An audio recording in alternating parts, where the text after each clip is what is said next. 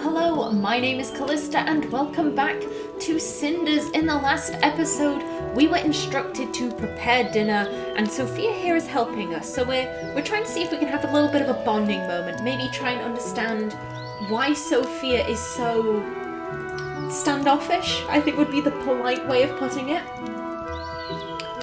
So, what was it like before we moved in with you anyway? I don't see any reason not to tell her. Do you really want to know?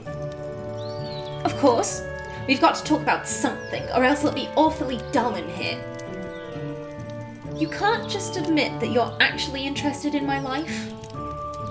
Well, if you must know, the moment we started talking, I decided it's better to imagine you're a character from some bad romance novel. It's much less personal like that. You're such a darling sometimes. I know, right? I may not be the worst or best in the family, but you can't accuse me of lacking creativity.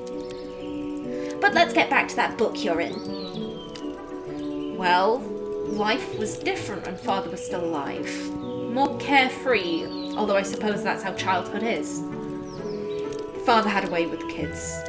I think he was rather a big child himself, always dreaming. I loved it back then. I see. And how do you feel about it now? I think Cinders is a realist. I think it was a bit too dreamy for her. It may have been fun while I was a child, but looking back on it, I think Father was overprotective. He raised me to live in a dream instead of reality.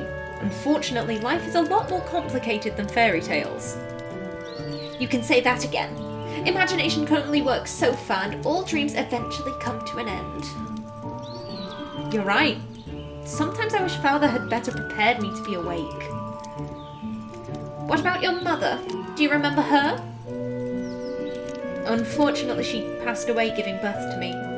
I still feel guilty about it, even though I know it doesn't make any sense. Father told me a lot about her, but I don't really know if that's how she was or just an idealized image. Either way, I know that her death had a huge impact on him. I think he was very lonely.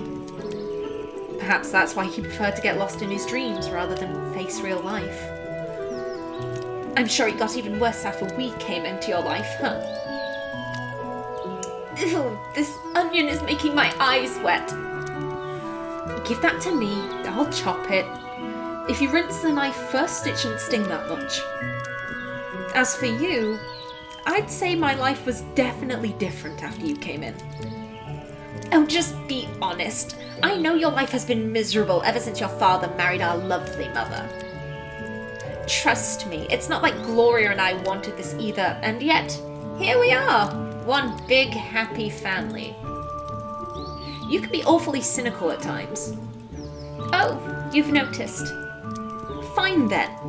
Yes, my life got a lot worse after you showed up. I'm a servant, no, a slave in my own house. Not like you'd understand. Yes, what could I possibly know about it? Stupid onion. Sounds to me like it's your turn to talk about your life. Well, there's not much to say. That can't be true. It's obvious that a lot happened to you and Gloria. You won't be like this otherwise. Besides, you said you wanted a conversation. So tell me about yourself. Fine, but don't say I didn't warn you. When we were children, we lived out in the countryside. Our house wasn't as nice as this one, though. Our father was a military man. He got himself killed in some war, and that left Mother a widow. Oh, I'm sorry. Don't be. I hardly even saw the man. When he was around, he was like a complete stranger, not a proper father at all. His death meant nothing to us. What about Carmosa? It must have affected her. Maybe that's why she's the way she is now. Was that supposed to be a joke? Mum didn't care about him any more than we did. Then why did she marry him? Well, why does anyone get married?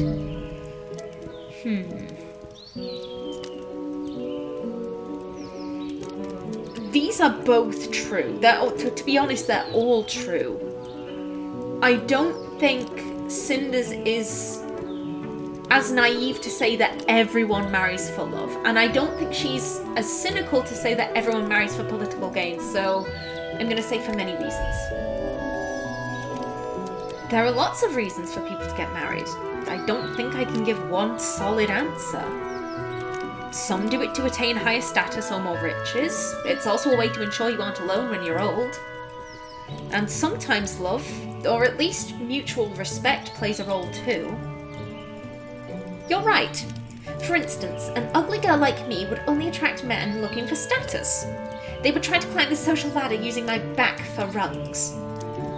It was the opposite with Mother. She used her looks to attract a man of higher social standing. If you had a penchant for melodrama, you could say she climbed his dead body to be where she is now. Carmosa comes from a poor family. They had a title of nobility, but they lost most of their riches and splendour. The only way for her to advance up the social ladder was to marry, and she was ambitious. She married an officer who was relatively rich and had a lot of accolades. She probably planned ahead even there. For all I know, she chose a man who would probably die in battle so that she could marry even higher later. How can you say that? That's such a cruel assumption. Cruel? It's not like she killed him. He would have died anyway. She just wanted something more out of life. It's still a cold thing to do. Cold? Sure, it's cold. It's business. I don't see what's wrong with it. Mother's not dumb. She did what she had to. There's not much room in this world for women with ambition, so you take what you can get. So back then, your life was as bad as it is now? Worse. What? How so? Well, you weren't around. Listen, if you're not around, who do you think becomes the victim? Mother's always needed a scapegoat, and Gloria would do anything to please that woman. I'm not as pretty, smart, or ambitious as them, so naturally she humiliated me, and Mum didn't disapprove. And now that I'm here, they no longer target you. Is that it? That's exactly it. Mum and Gloria have a new scapegoat, and my life is finally a little better. Oh, I see. So now that you're no longer tormented, you choose to torment me instead. Of course. Nothing personal, but it's either me or you, and I certainly won't be a victim again. Besides, you should be grateful. Didn't your father shield you from the real world too much? Well, now you get to see exactly what it's like. That's the way of all things. You're either the hunter or the prey. And as long as Mother and Gloria focus on you, I can go back to being my own worthless self. She is cruel, but I think she has reason for that. I don't think she's worthless. I think she's clearly smart. I think she has that much over Gloria. I think Sophia is the smarter sister. You aren't worthless, my dear. Just listen to yourself. You're not worthless, ugly, stupid, or even... I disagree with that. Or even cruel. My.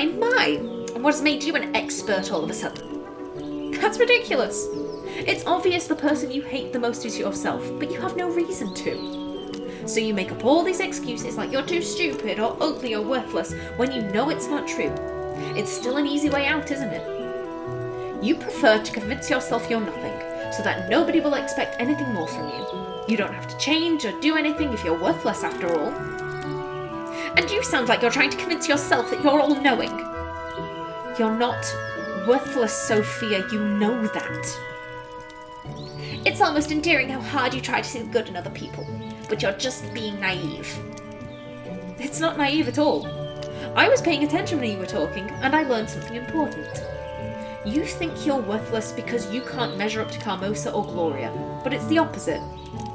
Carmosa is a woman of strong influence. It's easy to get drawn in and conform to what she wants. The fact that you've resisted means you're stronger than Gloria. It means you're stronger than Carmosa. I'm sorry you had to suffer for it, but that makes you even more admirable. You really had it rough, and I know that left a mark on you. But it doesn't make you worthless. You know, I don't need your pity. Trust me, that's the last thing on my mind. You've still been absolutely horrid to me. But now that I know what happened to you, well, I just wish that you knew better. Listen to me closely, Cinders, because I'm only going to say this once. I am sorry. I'm sorry for everything. I'm not promising I'll change, but it's better than nothing. Thank you. I'm glad we could speak with each other like this. Maybe this is the start of something better. Don't get your hopes up. Anyway, it looks like dinner is nearly ready, so I'm leaving. Just make sure to hurry. I will. See you later. Wait, Sophia? What? Just remember that sometimes it's easier to get through tough situations if you have someone on your side. I suppose so. I wonder if I got through to her. I can't believe we actually had that conversation. That was definitely unexpected. I think I need some time to think it over. The meal is nearly done anyway. All that's left is to get one of the servants to cook the rest right before it's served. I really need to get out and gather my thoughts. Everyone is busy, so I'm sure no one will notice if I sneak out. The main hallway's empty. No surprise there. As I thought, everyone is busy right now. I don't have much time before dinner, but I'm sure I could sneak out and be back in time. All that talk about my mother reminded me that I haven't been to her grave in a long time. It might be dangerous to sneak out during the day, but I don't know if I'll get another chance. I'll just have to move as quickly as I can. Let's go visit the cemetery. Ooh, beautiful. I don't even remember how long it's been since I last visited the cemetery. Mother's grave isn't hard to find. It's guarded by a statue of an angel crying gracefully. Father's idea. Looking at how much pain the angel is in, it's clear that Father took Mother's death very badly. I can't bring myself to look away from the statue. I'm sorry, Father. The grave must be in terrible condition by now. I haven't had time to care for it. Wait, the grave is clean. Not just clean, but polished as well. Someone must be caring for it. Who is this? Who is... Again, the muffled voice makes a reappearance. Step away from the grave! Who's there? Ooh. Oh, I like this lady's design. What accent do I want? I wish I could do a Louisiana accent. As it is, I can only do generic American. Okay. I've had it with all you grave robbers. Folk like you have no shame. What are you talking about? I'm not a grave robber. Of course you aren't. And I'm the... Hold on. I know you. You're Carmosa's stepdaughter.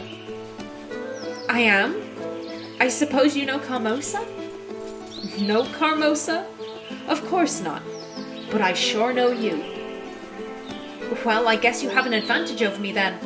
I have no idea who you are. You don't know? I live in the town. Folk there call me... Oh dear. Oh! She's Haitian. I think this is pronounced Gayday. That's very interesting, considering Gayday is the Haitian voodoo god of the dead, which presumably is why she has such good skull design. Let me start this over. You don't know? I live in the town. Folk there call me Madame Gayday. Madame Gayday? As in the witch that everyone talks about? So you have heard of me. The stories they tell are an exaggeration, though. Those half-wits label anything they don't understand as dangerous. Even more so, seeing as I'm a woman who's smarter than they are. I suppose it frightens them. And the fairy godmother finally makes an appearance, and I have to say, I prefer this fairy godmother a damn sight more than the Disney version. although it doesn't stop them from running to me anytime they have a problem they can't fix. Personally, I prefer the term wise woman. It's a lot more appropriate, I think. This just sounds offensive. While this sounds harsh, I don't... Like, so you're not a witch? It just sounds silly to me. People can be so stupid sometimes. The instant they see something they don't understand, they fear it.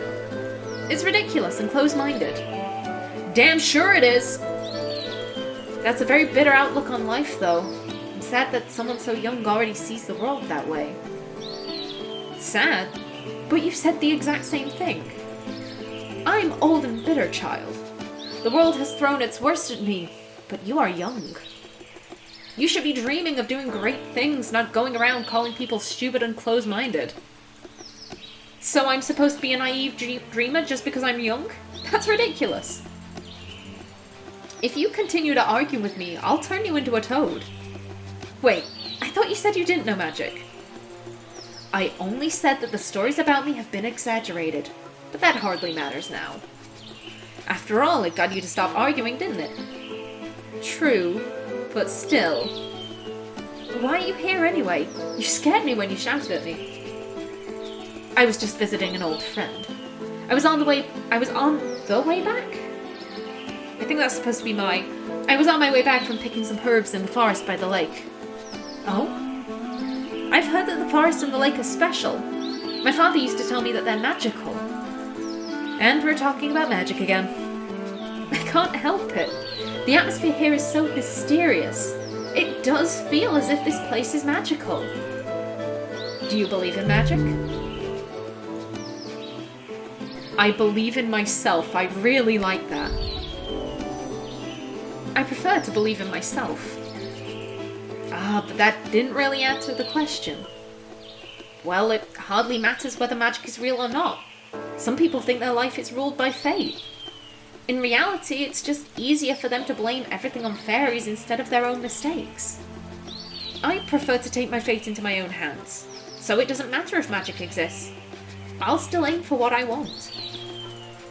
What a rare and refreshing outlook on life, especially for a young girl. Most women in this weird country seem content to accept whatever is handed to them. Perhaps you would like to come visit my shop the next time you're in town. Tomorrow, maybe? Maybe. Is there any reason you're inviting me? Do I need a reason? Perhaps it's merely that I like you. Or we could talk about your mother. Wait, you knew my mother? Of course I did. Who do you think has been tending her grave all this time? It surely wasn't you. So you were friends with my mother. There, your questions can wait for tomorrow. I'm tired and I need to return home. Shouldn't you hurry home as well? You'll be in deep trouble if Carmosa discovers you're gone. How did you know that I snuck out? Who knows? Maybe I saw it in my crystal ball. Or maybe it's just that I know Carmosa wouldn't let you wander around the woods on your own.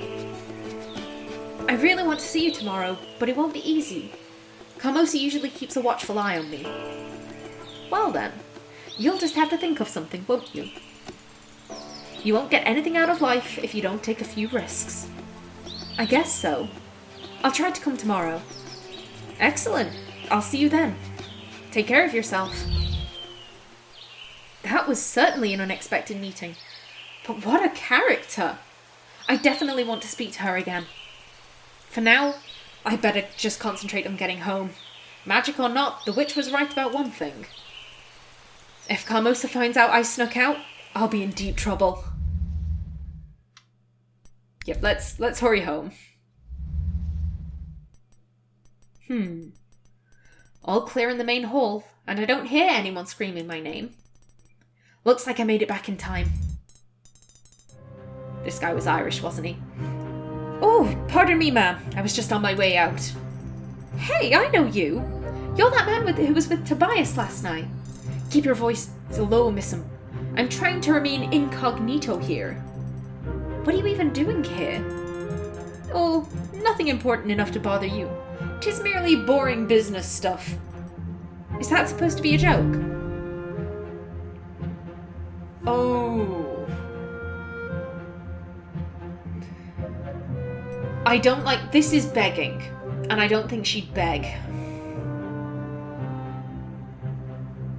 Tell me you'll face the Oh.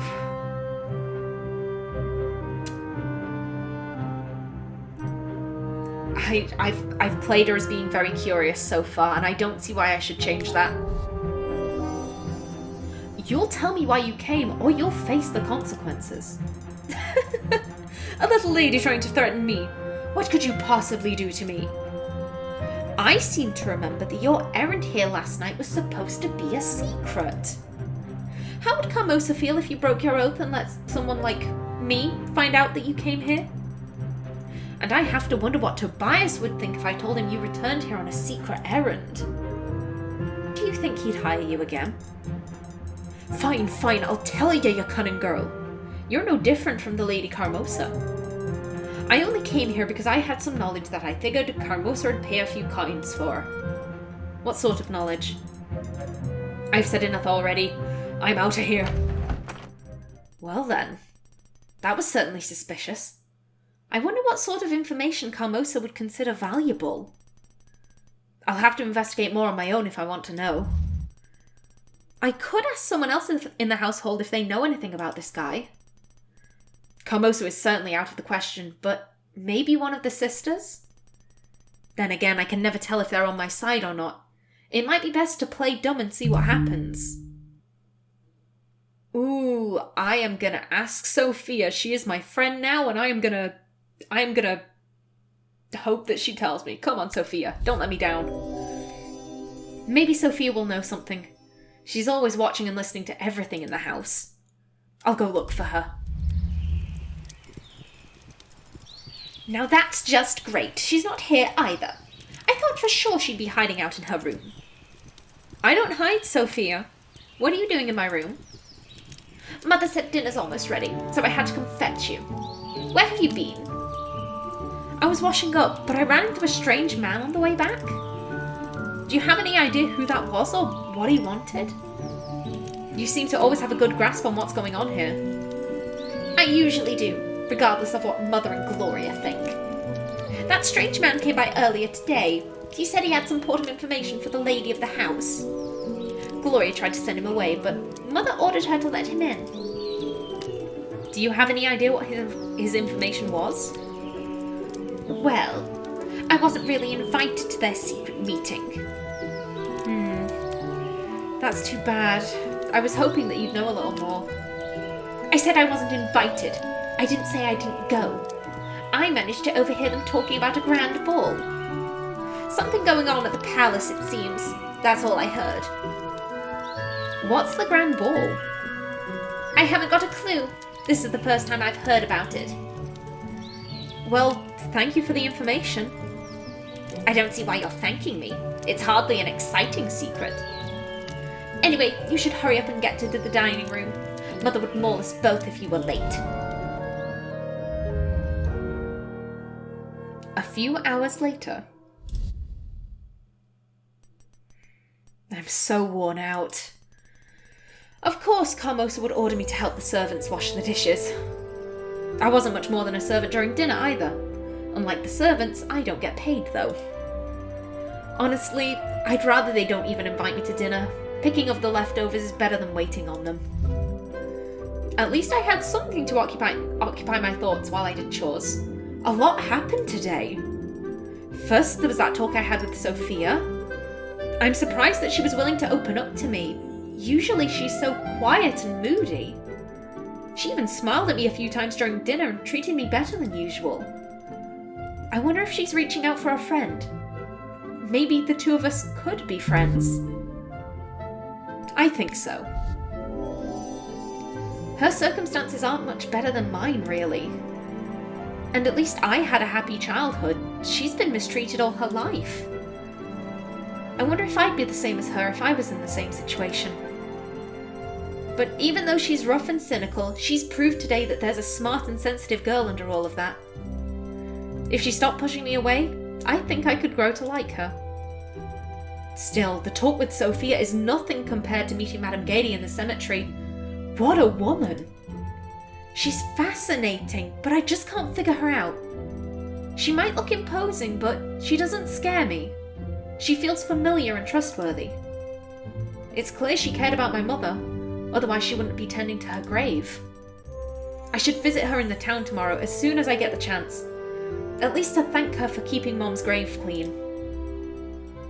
And then there's the most mysterious event of the day.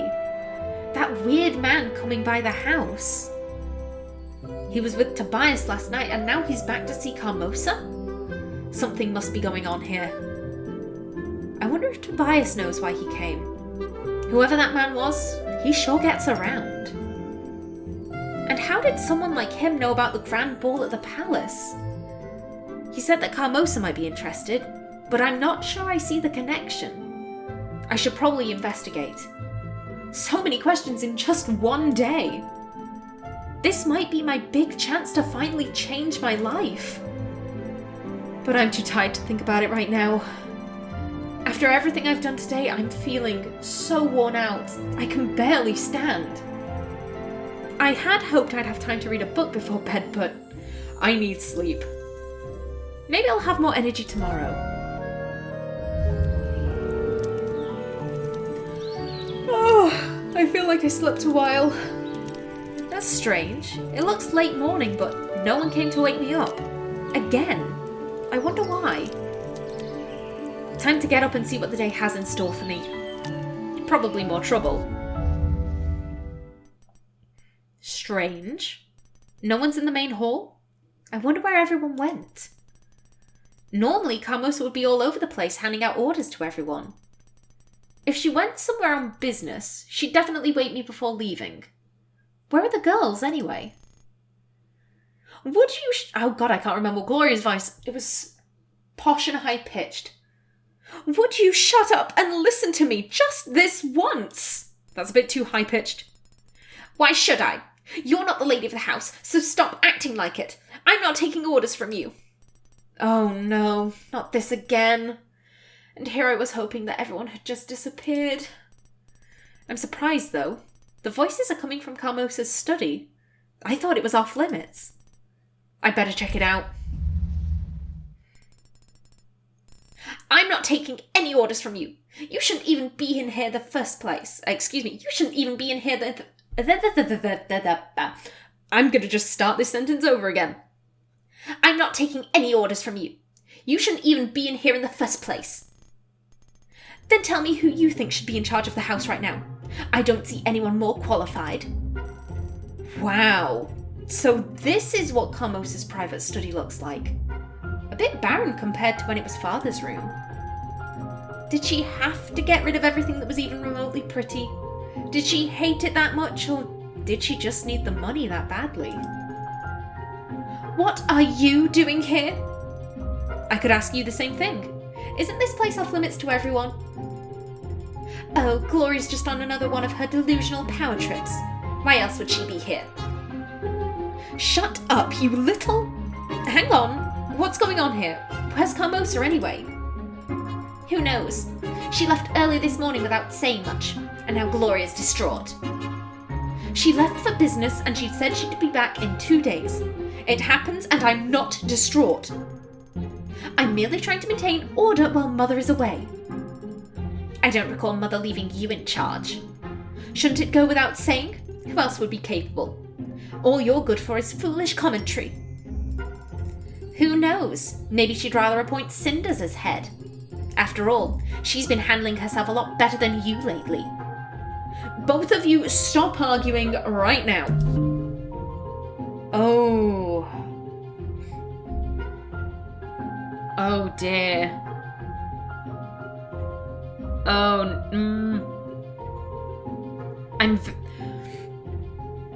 I feel like if I click this, it's gonna backfire. I feel like I'm gonna end up with Gloria offended and Sophia hating me. At the same time, I do think that, oh, this is tricky. Oh, according to my timer, I am just about out of time. I'm gonna, again, another cliffhanger. I'm sorry about this, but hey, what the timer says, I comply with. So, Please remember to like if you enjoyed, leave a comment below, and if you wanted to subscribe, it would be very much appreciated. I've been Callista, thanks for watching, and see you in the next episode.